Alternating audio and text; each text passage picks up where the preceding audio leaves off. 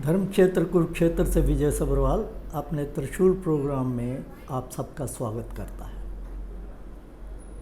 कल हरियाणा सरकार ने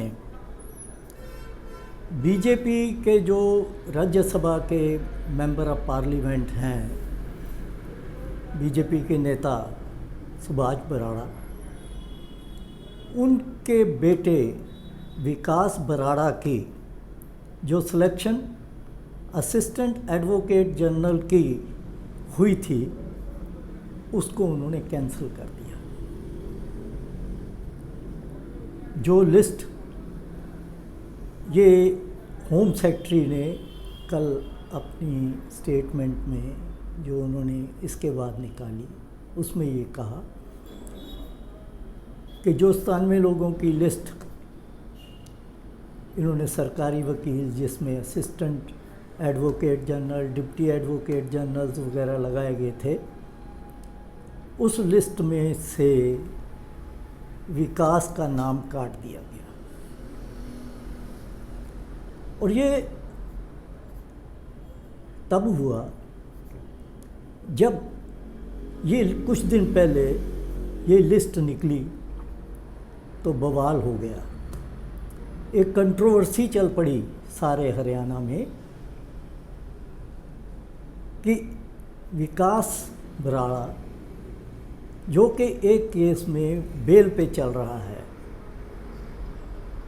अभी तक वो केस 2017 से चल रहा है, उसका नतीजा नहीं निकला, उसको कैसे ये बना दिया गया। सरकार का तो ऐसे था जैसे गले में फांस हो गया।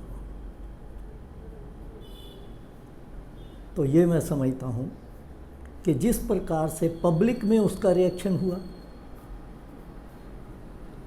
और ये 45 रिटायर्ड आईएएस ऑफिसर्स, उन्होंने एक पत्र तक चीफ मिनिस्टर को लिख दिया,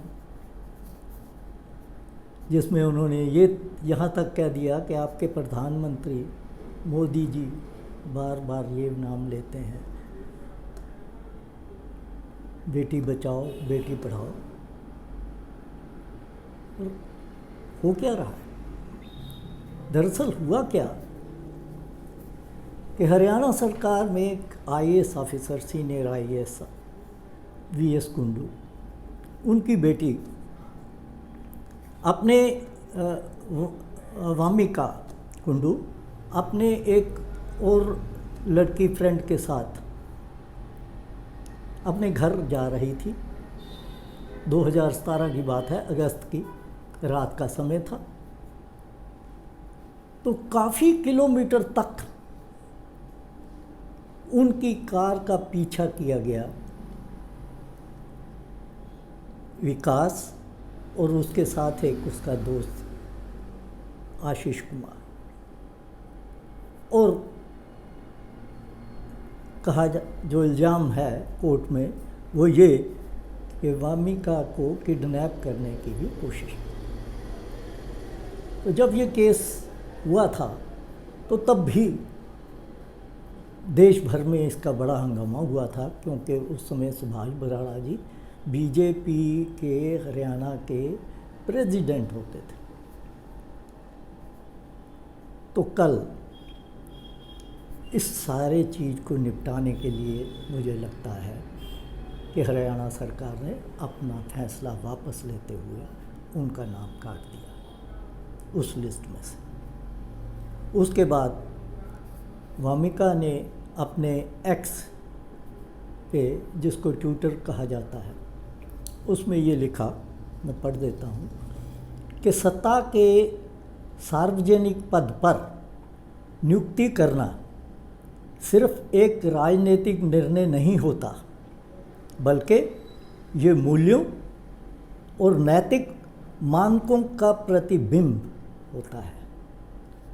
और ये इसके आगे उन्होंने ये कहा कि जिन लोगों ने, जिन ऑफिसर्स ने इसकी सिलेक्शन की है, वो भी जवाबदेह हैं, और इसमें कोई बात गलत नहीं है कि ऐसे जो पोस्ट जो कि पब्लिक के इंटरेस्ट को वॉच करना है इन्होंने, सरकारी वकीलों ने, और जब खुद ही वो इस प्रकार के केसों में फंसे हैं तो वो कैसे करेंगे। तो मैं ये मानता हूँ कि हरियाणा सरकार ने बहुत समझदारी इसमें अपनाई और समय रहते ही इस चीज़ का हल कर दिया। आज इतना ही, फिर बात करेंगे। मेरा प्रोग्राम आप सब्सक्राइब भी करिए, पसंद करें और शेयर करें। आप सबका धन्यवाद।